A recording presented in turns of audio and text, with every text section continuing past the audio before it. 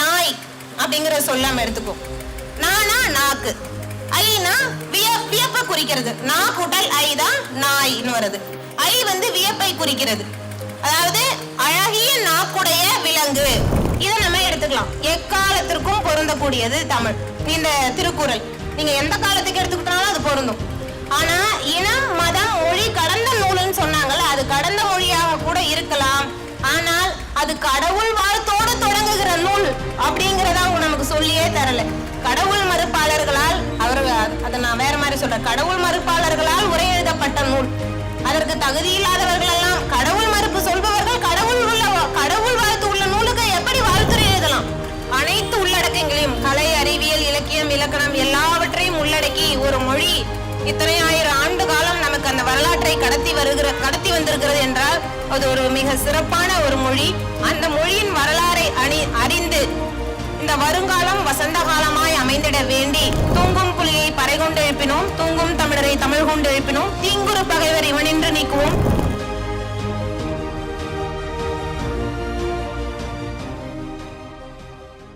வரலாறு சொல்கிறது தமிழ் என்றவுடனேயே உங்களில் சிலருக்கு பரிச்சயமானதாகவும் பலருக்கு புதுமையானதாகவும் தோன்றிருக்கும். இதற்கும் அப்பால் இன்னொரு வார்த்தையை நான் சொல்கிறேன். தமிழ் ஒரு அறிவியல் மொழி. இது மிகவும் புதுமையானது. தமிழ் மொழி ஒரு அறிவியல் மொழி அப்படிங்கிறது அந்த வரியில அது மொழியை மட்டும் சொல்லல, அது அறிவியல், அணறிவியல், மருத்துவம், கலை, இலக்கணம், இலக்கியம், விஞ்ஞானம் அனைத்தையும் பேசுது. அனைத்தையும் பேசும் ஒரு மொழியாக, ஒரு கருவியாக தமிழ் இருக்கிறது என்பது மிகவும் அதிசயம். இது நம்ம ஒரு ஒப்புமையோடு பார்க்கலாம். இந்த ஒப்புமைக்கு நான் முதல்ல ஆங்கிலத்தில் இருக்கக்கூடிய ஒரு 2-3 வார்த்தைகள் எடுத்துக்கிறேன். பஸ் அப்படின்னு ஒரு வார்த்தை இருக்கு இல்லையா, BUS. அதை தனித்தனியா எப்படி உச்சரிக்கணும்னா BUS தான். அதை கூட்டி ஒரு சொல்லாக உச்சரிக்கும் போது அது பஸ்ன்னு வந்துருது.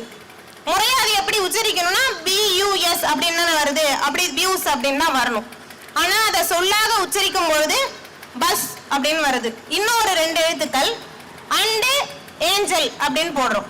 அதுல அண்டுன்னு வரக்கூடிய சொல்லுல வரக்கூடிய ஏவ ஆ அப்படின்ற உச்சரிப்பிலையும், ஏஞ்சல்ங்கிற சொல்லுல வரக்கூடிய ஏவ ஏ அப்படிங்கிற உச்சரிப்பிலையும் நம்ம பயன்படுத்துறோம். இப்போ இந்த ஆங்கில மொழி அடிப்படை சொல்லு இருக்குல்ல, இந்த அடிப்படை எழுத்துக்கு உள்ள ஓசையும் அது சொற்களில் மேற்கொள்ளும் ஓசையும் ஒத்துப்போவதே இல்லை. நம்ம எழுத்தை உச்சரிக்கும் போது ஒரு விதமான ஓசையும், அதை சொல்லோடு உச்சரிக்கும் பொழுது வேறொரு ஓசையும் சொல்றோம். அதுக்கும் இந்த சொல்லுக்கும் அந்த எழுத்துக்கும் நேரடி விதமான ஒரு ஒலி தொடர்பு இல்லை. இதுக்கு நம்ம தமிழ்ல பார்ப்போம்.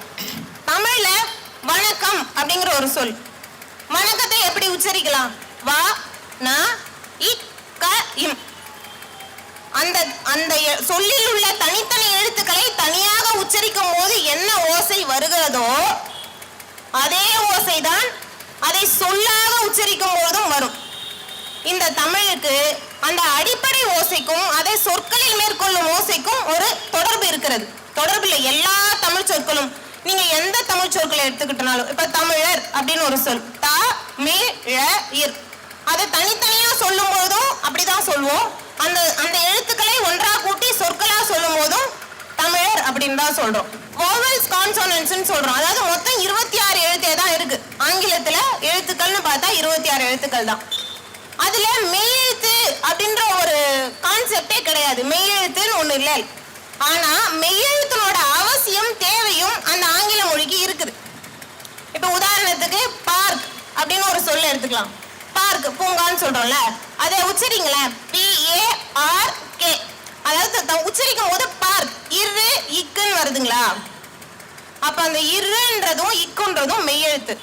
இந்த மெய்யெழுத்துக்கு உண்டான தேவை அந்த ஆங்கில மொழிக்கு இருக்கிறது. ஆனால் அப்படி அந்த மெய்யெழுத்துன்ற கருத்தியலே அந்த ஆங்கில மொழிக்கு இல்லை. இந்த மயங்கா மரபின் எழுத்து முறை காட்டி அப்படின்னு சொல்றோம்ல, இதுக்கு காரணம் என்னன்னா தமிழ்ல உள்ள மிகையான எழுத்துக்கள் 247 எழுத்துக்கள் இருக்குன்னு சொல்றோம். இந்த 246 எழுத்துக்கள் இருக்கிறதுனால தான் அந்த மயங்கா மரபின் எழுத்து முறை காட்டி அப்படிங்கிற அந்த இலக்கண விதி இதோட ஒத்து போகுது. சொல்றோம்ல, அந்த 12 எழுத்தும் காற்றின் உதவியோடு உச்சரிப்பதனால் வரக்கூடிய எழுத்துக்கள். மெய்யெழுத்துக்கள் என்று சொல்லப்படுகிற அந்த 18 எழுத்துக்களும் உடலை, அதாவது மெய்யை முதன்மைப்படுத்தி உருவாக்கப்பட்ட சொற்கள். ஒரு அடிப்படை ஓசை இருக்குல்ல, அந்த உயிரெழுத்துக்கு ஒரு அடிப்படை ஓசை, மெய்யெழுத்துக்கு ஒரு அடிப்படை ஓசை. இந்த இரண்டு அடிப்படைகளையும் உருவாக்கியதுதான் தமிழர்களின் ஒரு மிக வியந்து பார்க்கக்கூடிய ஒரு சிந்தனை. இப்படி இந்த இந்திய மொழிகள்னு சொல்றோம்ல, இந்திய மொழின்னு சொல்ற எந்த மொழிக்கு கூட இந்த மெய்யெழுத்து உயிரெழுத்து உயிர்மை எழுத்துன்ற கான்செப்டே கிடையல. சமஸ்கிருதம், வடமொழி, இவங்க இதெல்லாம் சொல்றல, தெலுங்கு, கன்னடம், இந்த மொழிகளுக்கு கூட, இந்திய மொழிகள்னு சொல்ற இந்த மொழிகளுக்கு கூட மெய்யெழுத்து அப்படிங்கிற ஒரு கோட்பாடே இல்லை.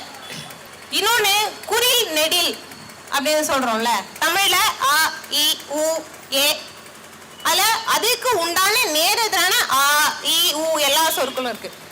இங்கிலீஷ்ல, ஆங்கிலத்துல இந்த குறில் நெடில் இல்ல அப்படிங்கறத நம்ம என்னைக்காவது கவனிச்சிருக்கோமா? நெடிலுங்கிற ஒரு இதுவே ஆங்கிலத்துக்கு இல்ல. இப்ப ஃப்ளீ அப்படின்னு சொல்லணும் அப்படின்னா அந்த குறிலையே இன்னொரு இடத்துல மாத்திப்பாங்க, ஈன்னு போட்டுக்கிட்டா அது நெடிலா மாறிடும். ப்ளூம், குரூம், அவங்களுக்கு நெடில் எங்கெல்லாம் தேவைப்படுதோ அங்கெல்லாம் இன்னொரு குறியில ஆட் பண்ணிப்பாங்க. இப்ப ஒரு குறியில நெடிலுங்கிற ஒரு கருத்தியலும் அந்த மொழிக்கு இல்லை. இப்படி ஒன்னா பார்த்து அதை எப்படி ஒரு கண்டுபிடிப்பு போல கண்டுபிடித்தது இந்த மொழியை அறிவியல் மொழி என்று சொல்வதற்கு ஒரு மிகச்சிறந்த சான்றாக இருக்கிறது. இப்ப ஏன் இந்த மொழியை நம்ம ஒப்பிட்டு சொல்றோம் அப்படின்னா, அந்த இன்னொரு மொழியை தாழ்த்தி பேசுறது நோக்கம் இல்லை. ஆங்கிலம் தான் அறிவு மொழி, தமிழ் காட்டு மிராண்டி மொழி என்று சொல்லி தமிழர்களே தமிழை கேவலமாக நினைக்கும் அளவிற்கு கொண்டு போய் அந்த ஒரு சீரழிவுக்கு கொண்டு போய் நிறுத்திருக்காங்க இல்லையா, அந்த சீரழிவிலிருந்து மீட்டெடுக்கிறதுக்காக தான் இந்த தமிழனோட பெருமையை இப்பொழுது பேச வேண்டியிருக்கு. இப்ப நம்ம அந்த தமிழ் எழுத்துக்களோட அந்த பிறப்பு எப்படி இருந்தது, அதை எப்படி இவ்வளவு ஒரு அழகான வரி வடிவமா ஒரு மேட்ரிக்ஸ் மாதிரி உருவாக்குனாங்கன்னு பார்த்தோம். இப்ப வரலாறு சொல்லும் தமிழ்னு சொன்னோம்ல, அதுல சில சொற்களை பார்ப்போம். சொற்கள், இந்த எழுத்துக்கள் எல்லாம் சேர்ந்து சொற்களாக மாறி இந்த சொற்கள் எப்படி வரலாறை கடத்துகின்றன. எல்லா சொல்லும் பொருள் குறித்தனவே என்கிறது தமிழ். எல்லா சொல்லும் பொருள் குறித்தனவே, எந்த ஒரு காரணமும் தேவையும் இன்றி எதுவும் பிறப்பதில்லை. இந்த தமிழ் மொழியின் அனைத்து சொற்களும் ஏதோ ஒரு காரணத்திற்காகவும் ஏதோ ஒரு தேவைக்காகவுமே படைக்கப்பட்டது. அதுல முதல்ல ஒரு வார்த்தை நாய் அப்படிங்கிற சொல்லாம எடுத்துக்கோ. நானா நாக்கு, ஐனா வியப்பை குறிக்கிறது. நா கூட்டல் ஐ தான் நாய்னு வருது. ஐ வியப்பை குறிக்கிறது. அதாவது அழகிய நாக்குடைய விலங்கு, அழகிய நாக்கை உடைய விலங்கு அப்படிங்கிறதுக்கு பேர் தான் நாய் அப்படிங்கிற அந்த சொல்லோட பொருள். அடுத்தது நாம் அப்படின்னு பார்ப்போம். இப்ப நான் நானா என்னன்னு சொல்லிட்டேன், நாக்குன்னு சொல்லிட்டேன். நா கூட்டல் அம் தான் நாம். அம்னா அழகை உடையது, அப்படின்னு சொல்லுவோம்ல, அந்த மாதிரி ஒரு அழகு உடையது தான் அம்முன்னு சொல்லுறது. அழகாக பேசும் நாக்குடையவன் அப்படின்னு ஒரு பொருள். அடுத்தது இப்ப வாழை ஒரு சொல் எடுத்துக்கலாம். வாழைனா வால் கூட்டல் ஐ, வால் கூட்டல் ஐ வாழை, வாழை. வால் இருக்குல்ல, வால் போல அது இப்படி வளைஞ்சி அழகா இருக்கிறதுனால அதுக்கு வாழைன்னு பேர். அதாவது வால்ல இருந்து தான் அதுக்கு பேர். வால் கூட்டல் ஐ தான் வாழை, அதுக்கப்புறம் அது வாழையா மறுவுது. அந்த வால் போன்ற அழகாக வளைந்திருக்கும் பழம் என்று அந்த பழத்திற்கு பெயர். இப்படி ஒவ்வொரு சொல்லும் ஒரு காலத்திற்காகவும் தேவைக்காகவும் ஏற்ப உருவானது.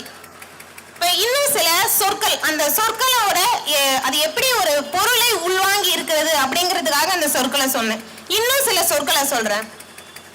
அரிசி, அரிசி அப்படிங்கிற சொல்ல நம்ம அன்றாட வாழ்க்கையில பயன்படுத்துறோம். ஆனா அந்த அரிசி அப்படிங்கிற சொல்லுக்கு பொருள் அரிய ருசி.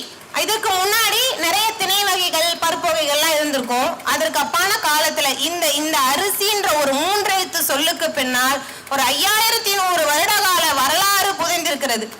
திருநெல்வேலி பகுதியில் அரிசி அந்த நெல் விவசாயத்திற்காக போர் வந்த போது அந்த போருக்கு அப்புறம் இந்த சொல்லு இந்த அந்த நெல்லுக்கு அரிசிங்கிற பெயரே சூட்டுறாங்க. அரிய ருசி கொண்ட அந்த ஒரு பொருளை தான் அரிசி. ஏன்னா அப்போது சுவையுடைய ஒரு பொருளாக, ஒரு உணவுப் பொருளாக இருந்ததினால் அதற்கு அரிசி என்ற பெயர் சூட்டினார்கள். இப்ப இன்னொரு மிகப்பெரிய ஒரு கருத்தியல் வாதத்திற்குண்டான ஒரு சொல், கருத்தியல்னே சொல்லலாம். கடவுள் அப்படின்னு ஒரு சொல்லு சொல்றோம்ல, அந்த கடவுள்ங்கிற வாதத்தையும் அந்த கடவுளுங்கிறதையும் நம்ம மெய்யியல் கோட்பாடு, அறிவியல், அதுக்கப்புறம் அந்த ஒரு தனி டாபிக்காவே பேசலாம். கடவுள் அப்படிங்கிற சொல்ல மட்டும் சொல்லிடுறேன். இந்த உலகத்தை 7 நாட்களில் கடவுள் படைத்தார் அப்படின்லாம் சொல்றாங்கல்ல, அந்த கடவுள் அப்படிங்கிற சொல்லு கடன் கூட்டல் உள், அதாவது தமிழ் அதற்குண்டான பொருளையும் சரியான உண்மை வரலாற்றையும் தாங்கி நிற்கிறது அப்படிங்கிறதுக்கு இந்த சொல் மிகப்பெரிய ஒரு பெரிய ஆயுதமாக நமக்கு முன்னாடி வந்து நிக்குது. கடவுள் அப்படிங்கிற சொல், கடன் கூட்டல் உள் தான் கடவுள், அதுக்கு வேறு எந்த அர்த்தமும் இல்லை. கடன் என்ற பானைக்குள் உள்ளே வைப்பவர்களை நம்ம கடவுள் அப்படிங்கிறோம். கோ கூட்டல் வேந்தன் தான் கோவேந்தன். இப்படி கோவேந்தன்ற சொல் யாரை குறிக்குதுன்னா முருகரை மட்டும்தான் குறிக்கும். திருப்பதி வெங்கடாச்சலபதினு சொல்றவர் யாருன்னா முருகர். இது தமிழ் சொல்ற வரலாறு. பாண்டியன் ஐயாவால் மீட்டெடுக்கப்பட்ட தமிழரின் வரலாறையும் மெய்யியல் கோட்பாடுகளையும் நாங்கள் பேசுகிறோம். நாங்கள் வேற எந்த கருத்துக்கும் வரவில்லை. அங்கே திருப்பதியில் இருப்பது கோவேந்தன் என்று அவர்கள் சொல்வது தமிழின் வரலாற்றுப்படி, தமிழ் சொற்களின் அந்த உண்மைப்படி அது முருகனைத்தான் குறிக்கிறது. இன்னொன்னு அவர்கள் வெங்கடாச்சலபதினு சொல்றாங்கல்ல, வெங்கடாச்சலபதியும் அந்த கோவேந்தன்ற அதே பொருளை உள்வாங்கிய சொல். வேல் கடபதி, வேல் கடபதி தான் வெங்கடபதி, வெங்கடாச்சலபதின்னு வருது. வேல் கடபதினாரு, வேலை உடையவர் யாரு? முருகன் தான். அந்த வேல் கடபதியும் அங்கே இருக்கும் முருகன் தான். அவர்கள் முருகனுக்கு நாம நார்மலா பட்டை போடுவோம். அவங்க அந்த பட்டையை இப்படி திருப்பி போட்டு நாமமாக்கி உங்களுக்கு நாங்க நாமம் போட்டுட்டோன்ற சொல்றதா அவங்க நமக்கு சொன்னதான் கோவிந்தா அப்படிங்கிற சொல். அங்க இருக்கிற முருகர் தான். சில சொலவடைகள் பழமொழிகளா காலங்காலமா சொல்லிட்டு வராங்க. அதுக்கெல்லாம் என்ன அர்த்தம் அப்படின்னு தெரியாமலே நம்ம நிறைய சொற்களை புழங்கிட்டு வரோம். அதுல ஒரு இது வாத்தியார் புள்ள மக்கு அப்படின்னு கேள்விப்பட்டிருக்கோம்ல நம்ம. இது ஒரு அறிவியல் கருத்துக்கு புறமா, ஒரு அறிவியல் சிந்தனைக்கு லாஜிக்கே இல்லாத ஒரு கருத்து. யார் படிப்பார்கள் யார் படிக்க மாட்டார்கள் அவரவர்களுடைய தன் இண்டிவிஜுவாலிட்டின்னு சொல்லுவாங்கல்ல, அதுதான் வாத்தியார் புள்ள மக்குன்றதெல்லாம் ஏற்றுக்கொள்ள முடியாத அந்த சமூகத்தில் புரையோடி கொண்டிருக்கிற ஒரு சொல்லாடல். வாத்தியார் புள்ள மக்குனா, வாத்தியார்னா நமக்கு முருகன் தான். குருகுலம் நடத்தி இந்த வாழ்க்கை படிநிலையை 7 படிநிலைகளாக அமைத்து தந்தவர் நமக்கு முருகன் தான். அவரு குருகுலம் நடத்திய வாத்தியார் தான். அந்த வாத்தியார் பிள்ளைகளாகிய நாம் இப்பொழுது இப்படி ஒரு கீழ்த்தனமான ஒரு அரசியல் சூழ்ச்சிக்கு பின்னப்பட்டு ஒரு அவல நிலையில் இருக்கும் இந்த மக்களை பார்த்து தான் அவர்கள் வாத்தியார் பிள்ளை மக்கு அப்படின்னு ஒரு சொல்லாடலை நமக்கு சொல்லி வச்சிருக்காங்க. இது நம்ம சொல்லக்கூடாது. இது நம்மளை வசைப்பாடுவதற்காக அவர்கள் உருவாக்கிய சொற்கள். இன்னொன்னு சிவன் சொத்து குலநாசம் அப்படின்னு சொல்றாங்கல்ல. அப்படின்னா கோயிலுக்கு போயிட்டு சிவன், அதாவது அங்க இருக்க எதையுமே எடுத்துட்டு வரக்கூடாது. எடுத்துட்டு வந்துட்டீங்கன்னா கோயில்ல போய் திருடுவன் சொல்றதே ஒரு பெருங்குற்றம். அதாவது சிவன் குமரிகண்டத்தில் வாழ்ந்தவர். அந்த குமரிகண்டம் கடற்கோளால் மூழ்கிய போது அதற்கு கும்பலாய் மரித்த கண்டம் தான் குமரி கண்டம். அதான் அந்த கும்பலாய் மரித்த கண்டம் தான் குமரி கண்டம் அப்படிங்கிற சொல். அந்த கடற்கோளால் அந்த கோள் அழிக்கப்பட்ட போதுதான் அதற்கு பின்னாடி அந்த சொற்கள், அந்த சொல்ல அந்த இதுக்கு வைக்கிறாங்க. அப்படி அந்த சிவனோட குலம் இருக்கு இல்லையா, அந்த மக்கள் அந்த கடற்கோளால் கும்பலாய் மரித்தனர் அப்படிங்கிற இதுதான் சிவன் சொத்து குலநாசம்ன்றது. அந்த கடற்கோளால் அந்த பூமி அழிக்கப்பட்ட போது அந்த குலமே அழிந்து போனது இல்லையா, அந்த குலமே அழிந்து போனதனால் சிவனோட வாரிசுகள் எல்லாம் அழிந்து போனார்கள் அப்படின்ற சொல்லை சொல்வதற்காகத்தான் சிவன் சொத்து குலநாசம் என்று உருவாக்கப்பட்டதை ஒழிய கோயிலுக்கு போய் நீங்க திருடிட்டு வந்துட்டீங்கன்னா, கோயிலுக்கு போய் திருடவே மாட்டாங்க, திருடவும் கூடாது அப்படிங்கிறது தான் தமிழர்களுடைய அறம். கோயிலுக்கு பேட்டன் ரைட் வாங்கணும்னா தமிழர்கள் தான் வாங்கணும். அப்படியாகப்பட்ட ஒரு இனத்தை நீங்கள் கோயிலுக்கு போய் திருடுவீங்க அப்படின்னு ஒரு எண்ணத்தை உருவாக்கி இந்த சொற்களை உருவாக்கி இருக்காங்கல்ல, அதுவே ஒரு பெருங்குற்றம். இப்படி இவ்வளவு பெரிய சிறப்புகளையும் தன் மொழியில், அதாவது நம்ம பேசக்கூடிய ஒரு கம்யூனிகேஷனுக்காக பேசுறோம்னு சொல்றாங்க. நீங்க மற்ற எந்த மொழியை வேணாலும் நாங்க கம்யூனிகேஷனுக்காக பேசுறோம், ஒரு தொடர்பு கருவியா பயன்படுத்திக்கிறோம் நீங்க சொல்லலாம். தமிழை மட்டும் ஒரு தொடர்பு கருவியா நாங்க பயன்படுத்துறோம். இது ஒரு தொடர்பு கருவியே அல்ல, இது ஒரு அறிவியல் கண்டுபிடிப்பு. நீங்க எப்படி ஒரு அறிவியல் கண்டுபிடிப்பை வச்சு ஏதோ ஒண்ணு உருவாக்குறீங்களோ அதே மாதிரி தான் இந்த தமிழ் அப்படிங்கிற ஒரு மொழியும் பார்க்கணும். இதற்கு சொந்தம் கொண்டாடுபவர்கள் தமிழர்கள். இதற்கு சொந்தம் கொண்டாடாமல் வேறு எதற்கு கொண்டாடுவது? இப்படிப்பட்ட ஒரு மொழியை நினைத்து அந்த மக்கள் பெருமை கொள்ளாமல் அதை பற்றி பற்றி மக்கள் பேசாமல் இந்த மொழிக்கு சற்றும் தொடர்பில்லாதவர்களால் தமிழ் மொழி காட்டுமிராண்டி மொழி என்று பேசி அந்த தமிழர்களே தமிழை வெறுக்கும் அளவிற்கு மற்ற மொழிகளை நாடி செல்வதற்கு ஒரு இந்த சீரழிவுக்கு காரணமானவர்களால் இப்பொழுது நாம் அந்த தமிழர்களின் வரலாற்றையும் உண்மை நிலையும் எடுத்து கூறி அவர்களை அதிலிருந்து மீட்க வேண்டும். கல் தோன்றி மண் தோன்றா காலத்தே வாளோடு முன் தோன்றிய மூத்த குடி, இதுல எந்த சந்தேகமே தேவையில்லை. இப்படி ஒரு சிறப்பான சமூகமாக வாழ்ந்த இந்த தமிழ் சமூகம் கலைகளை போற்றி வளர்த்திருக்கிறது, இலக்கிய இலக்கணங்களை போற்றி வளர்த்திருக்கிறது. ஒரு கலையும் அந்த கலை இருக்கு இல்லைங்களா, 64 ஆயக்கலைகள்னு சொல்றோம். 64 ஆயக்கலைகளை கண்டுபிடித்து அதில் அனைத்திலும் புலம்பெற்றவனாக ஒரு சமூகமாக இந்த தமிழ் சமூகம் இருந்ததுன்னா அது எவ்வளவு பெரிய பண்பாடு உடைய நீண்ட பண்பாடு உடைய சமூகமாக இருந்திருக்கும்.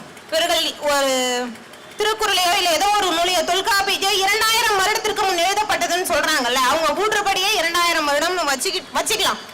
ஆனா ஒரு லாஜிக்கல் திங்கிங்ல 2000 வருடத்திற்கு முன்பு ஒருவர் அந்த நூலை எழுதிக்கிறார். ஆனால் அந்த நூலில் சொல்லப்பட்ட கருத்துக்களும் இலக்கிய இலக்கண நயங்களும் பண்பாடு அறிவியல் வாழ்வியல் இருக்குல்ல, அந்த கருத்து எத்தனை ஆயிரம் ஆண்டுகளுக்கு முன் தோன்றி இருக்க வேண்டும். நான் எழுதியது இப்பொழுது வேணா இருக்கலாம். உண்மையாகவே மொழி இந்த இலக்கியம் இலக்கணத்தை மட்டும் பேசல. இன்னொன்னு, தொல்காப்பியத்தை ஒரு இலக்கண நூல் அப்படின்னு சொல்றதே முதல்ல போய், அது ஒரு சயின்ஸ் என்சைக்ளோபீடியா மாதிரி. அதை நீங்க கேட்டா என்ன வேணாலும் தரும். அதுல ஒரு கூறு தான் மொழி அறிவியல். அதுல எல்லா கூறுகளும் இருக்கு. அதுல ஒரு பாட்டு தான் மொழி. ஒன்றறிவதுவே உற்றறிவதுவே இரண்டறிவதுவே மூன்றறிவதுவேன்னு இருக்குல்ல, இந்த 6 இந்த பரிணாம வளர்ச்சியின் ஒரு அறிவியல் கோட்பாட ஒரு இலக்கண நூலுல 5000 வருடத்திற்கு முன்பு ஒரு தமிழன் எழுதியிருக்கிறான் என்றால், இப்போ அறிவியல் கண்டுபிடிப்புன்னு அவர் பேசினார்ல, அந்த அறிவியல் கண்டுபிடிப்போ இந்த இலக்கியத்தோட ஒப்புமைப்படுத்தி பாருங்க, உங்களுக்கே புரிஞ்சிடும். அவன் கண்டுபிடித்த எல்லாவற்றுக்கும் பெயர் வைத்து அந்த பெயரில் வரலாற்றை தக்க வைத்து இந்த மக்களை இவ்வளவு பெரிய பண்பாடு உடைய மக்களாக வளர்த்து சென்று கொண்டிருந்தார். இந்த அறிவியல் மொழிதான் அனைத்திற்கும் திறவுகோலாகவும் இருக்கிறது. நீங்க உலகத்துல எந்த ஒரு பிரச்சனையை எந்த ஒரு விடயத்தை எடுத்துக்கொண்டாலும் அதற்கு விடையாகவும் விடுதலையாகவும் இருப்பதும் இந்த தமிழ் மொழிதான். நீங்க இப்போ நடக்கிற பிரச்சனையிலிருந்து இதற்கு முன்னாடி நடக்கப்பட்ட எந்த மொழி அறிவியல் கலை கலாச்சாரம் கண்டுபிடிப்புகள் விஞ்ஞானம் எந்த விடயத்தை எடுத்துக்கொண்டாலும் அந்த விடயத்திற்கு பின்னால் இருக்கக்கூடிய கேள்விகளுக்கு விடையாகவும் விடுதலையாகவும் இந்த தமிழ் மொழி மட்டும்தான் எப்பொழுதுமே இருக்கிறது, இருக்கவும் போகிறது. இந்த தமிழ் அதை மட்டும்தான் சொல்லுதா அப்படின்னா இல்ல, கலை அறிவியல் இலக்கணம் இலக்கியம் எல்லாத்தையும் சொல்லுதுன்னு சொன்னோம்ல. வடவேங்கடம் தென்குமரி ஆயிடை தமிழ் கூறும் நல்லுலகத்துன்னு தொல்காப்பியம் சொல்லுது. இது வெறும் அந்த இலக்கிய நயத்தை மட்டும் சொல்லல, தன்னோட தமிழ் நிலத்தோட எல்லையை சொல்லுது. வடவேங்கடம் இதுல வெண்கடம் தான், அது வேங்கடம்னு அவங்க மாத்திட்டாங்க. வடவேங்கடம் தென்குமரி ஆயிடை தமிழ் கூறும் நல்லுலகத்து. ஒரு தமிழ் நிலத்திற்கு உண்டான ஒரு எல்லையை வரையறுக்கிறது தமிழ். அணுவை துளைத்து ஏழ்கடலை புகட்டி குறுகத் தரித்த குரல் திருக்குறள் என்ற ஒரு இலக்கிய நூலுக்கு ஒப்புமையாக அணு அறிவியலை ஒப்புமைப்படுத்துகிறோம். அணு அறிவியலோடு ஒரு இலக்கியத்தை ஒப்புமைப்படுத்துகிற ஒரு சிறப்பாற்றல் இருக்குல்ல, அது தமிழ் செய்யுது. யாதும் ஊரே யாவரும் கேளீர் என்ற ஒரு சகோதரத்துவத்தையும் பிறப்புக்கும் எல்லா உயிருக்கும் என்ற உயிர்மை நேயத்தையும் போதிக்கிறது தமிழ். தமிழ் வெறும் ஒரு நம்ம சொன்னோம்ல ஒரு கம்யூனிகேஷன் லாங்குவேஜ் இல்ல, இது எல்லாத்தையும் சொல்லுதுங்கிறதுக்கு நீங்க ஒரே ஒரு நூலை கூட எடுத்துக்கலாம். நான் இப்ப பல்வேறு பதப்பட்ட ஆதாரங்களை சொல்றேன். நீங்க திருக்குறள் அப்படிங்கிற ஒரு வாழ்வியல் நூலே போதும், அது எல்லாவற்றையும் சொல்லுது. இனம் மதம் மொழி கடந்த நூல். உங்களுக்கு தெரிஞ்சிருக்கும், திருக்குறளை முதல்ல நமக்கு அறிமுகப்படுத்தும் போது திருக்குறளுக்கு விளக்கு எப்படி சொல்லுவாங்கன்னா, இது இனம் மதம் மொழி கடந்த நூல், எக்காலத்திற்கும் பொருந்தக்கூடிய நூல். இதை நம்ம எடுத்துக்கலாம். எக்காலத்திற்கும் பொருந்தக்கூடியது தமிழ் இந்த திருக்குறள். நீங்க எந்த காலத்துக்கு எடுத்துக்கிட்டாலும் அது பொருந்தும். ஆனா இனம் மதம் மொழி கடந்த நூல்னு சொன்னாங்கல்ல, அது கடந்த மொழியாக கூட இருக்கலாம், ஆனால் அது கடவுள் வாழ்த்தோடு தொடங்குகிற நூல் அப்படிங்கிறத அவங்க நமக்கு சொல்லியே தரல. கடவுள் மறுப்பாளர்களால் அதை நான் வேற மாதிரி சொல்றேன், கடவுள் மறுப்பாளர்களால் உரை எழுதப்பட்ட நூல். அதற்கு தகுதி இல்லாதவர்கள் எல்லாம் கடவுள் மறுப்பு சொல்பவர்கள் கடவுள் வாழ்த்து உள்ள நூலுக்கு எப்படி வாழ்த்துரை எழுதலாம்? கடவுள் வாழ்த்தோடு தொடங்குகிற அந்த திருக்குறள் அந்த முதல் அதிகாரத்திலேயே இறைவனை நீங்கள் இறைவனை அடைவது எப்படி அப்படின்னு நீங்க தேட முற்படலனா நீங்கள் கற்ற கல்விக்கு பயனில்லை அப்படின்னு சொல்லுது. கற்றதனால் ஆய பயனன்கொள் வாளறிவன் நற்றால் தொழாரெனின். அந்த 10 திருக்குறளுமே நீங்கள் இறைவனை நோக்கி தேடுதலை வைக்காவிட்டால் நீங்கள் கல்வி கற்று அறிவுடைய மக்களாக ஆனீர்கள் என்றால் இறைவனை நோக்கிய சிந்தனை, இறைவனை நோக்கிய தேடுதல் இருக்க வேண்டும் என்று அந்த நூல் போதிக்கிறது. இவர்கள் இப்போ நான் முதல்ல கடவுள் அப்படிங்கிற ஒரு சொல்லுக்கு வரையறை சொன்னேன்ல, இந்த கடவுள்ன்ற சொல்லுக்கும் பேட்டன்ட் ரைட் நம்ம தான். இந்த உலகில் உள்ள கடவுளர்கள் அனைத்தும் தமிழ் கடவுளர்கள் தான். வேறு எந்த மொழிக்கும் கடவுளர்கள், அவர்கள் கடவுள் என்ற சொல்லை திருடித்தான் காட் என்று, அது கூட அந்த இங்கிலீஷ் எட்டிமாலஜின்னு பார்த்தோம்னா பரியல் கிரவுண்டுன்னு தான் சொல்லுது. நான் சொன்ன அந்த கடவுள் கடம் உள்ளே வைக்கிறவர்கள் சொன்னல, அந்த பொருளைத்தான் அந்த ஆங்கிலத்தில் இருக்கக்கூடிய ஆங்கில சொல்லகாராதிகளும் சொல்கின்றன. இப்படி அனைத்து உள்ளடக்கங்களையும் கலை, அறிவியல், இலக்கியம், இலக்கணம் எல்லாவற்றையும் உள்ளடக்கி ஒரு மொழி இத்தனை ஆயிரம் ஆண்டு காலம் நமக்கு அந்த வரலாற்றை கடத்தி வந்திருக்கிறது என்றால் அது ஒரு மிக சிறப்பான ஒரு மொழி. அந்த மொழியின் வரலாறை அறிந்து இந்த வருங்காலம் வசந்த காலமாய் அமைந்திட வேண்டி தூங்கும் புலியை பறை கொண்டு எழுப்பினோம், தூங்கும் தமிழரை தமிழ் கொண்டு எழுப்பினோம், தீங்குறு பகைவர் இவனின்று நீக்குவோம், செந்தமிழ் உணர்ச்சி வெல் கொண்டு தாக்குவோம்.